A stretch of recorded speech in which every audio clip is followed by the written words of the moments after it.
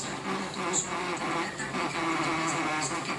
Kecelakaan melibatkan truk tangki Pertamina yang menabrak truk pengangkut kayu di tol Cipali. Ya, sementara harus menggunakan terus dengan sepeda motor yang selalu terkena pengendara kaki. Pengendara harus menggunakan